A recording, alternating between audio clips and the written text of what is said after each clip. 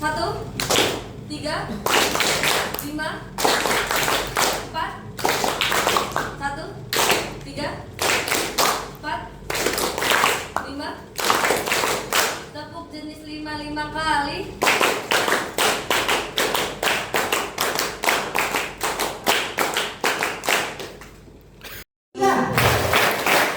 Tepuk 4, tepuk 5, 2 kali tepuk 5. Selamat pagi, salam sejahtera bagi kita semua. Selamat datang kami ucapkan kepada tim KPU Provinsi Banten yang berkenan hadir dalam rangkaian kegiatan Proyek P5 Suara Demokrasi bertajuk Suaramu Masa Depan Kita. Di 1 minggu ini kalian mengikuti kegiatan pengembangan karakter ya, melalui program P5. Kali ini tema yang akan dibawakan adalah suara demokrasi, yang nanti goalnya adalah pemilihan ketua dan wakil ketua OSIS. Demokrasi di Indonesia itu menggunakan demokrasi Pancasila. Beda dengan demokrasi-demokrasi yang ada di negara yang lain. Bisa kalau di negara lain itu demokrasi terpimpin misalnya. Kemudian demokrasi dengan isme-isme yang lain, demokrasi sosialis dan lain sebagainya.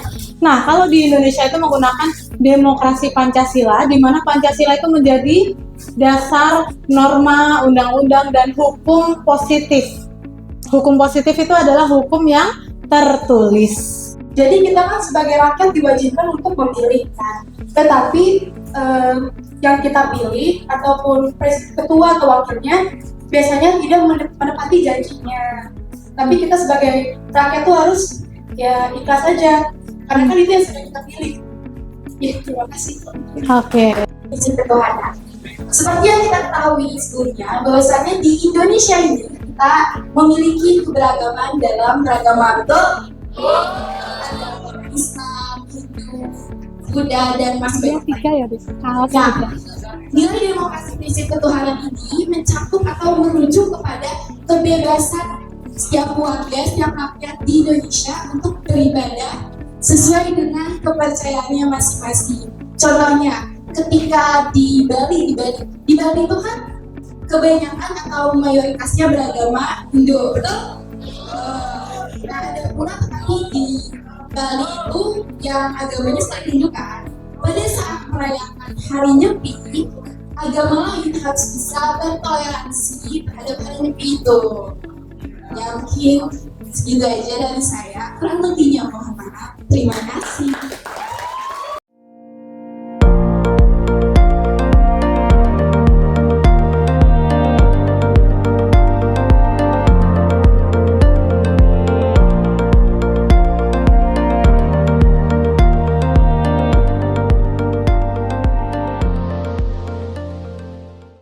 Baik, selamat pagi semuanya. Izin memperkenalkan diri, nama saya Vanessa Natalia Rosmano Khalid. Baik, saya dari kelas 107. Ibu izin bertanya, kalau menurut Ibu, kita kan sebagai bangsa Indonesia kan menerapkan sistem pemerintahan demokrasi atau kedaulatan tertingginya berada di tangan rakyat. Nah, gimana sih sistem pemerintahan demokrasi ini beradaptasi dalam perubahan zaman? Misalkan di pemilu kemarin itu, pemilihan umum presiden dan wakil presiden, itu kan masih ada kayak buzzer-buzzer gitu di media sosial. Bagaimana cara kita memberantasnya agar buzzer-buzzer itu tidak memberikan kayak ancaman gitu bagi kestabilan pemerintahan Indonesia? Sekian, terima kasih. Baik, terima kasih. Bagaimana sih? Terus yang terakhir nih, banyaknya buzzer di media sosial pada saat pemilu dan bagaimana cara mengatasinya. Fenomena media sosial yang cerdas nanti akan kita bahas pada sesi membuat konten kreatif. Nah, di sini buzzer itu memang sebuah aksiomatis dalam proses demokrasi, apalagi kita cyber demokrasi. Jadi karena masyarakat itu butuh opini publik, maka opini publik itu butuh dikuatkan. Nah, buzzer-buzzer di sini itu tugasnya untuk menciptakan opini publik, pencitraan dan lain sebagainya. Nah, tugas kita adalah melakukan seleksi agar kita tidak termakan oleh buzzer-buzzer itu. Caranya bagaimana? Kita bisa menggunakan aplikasi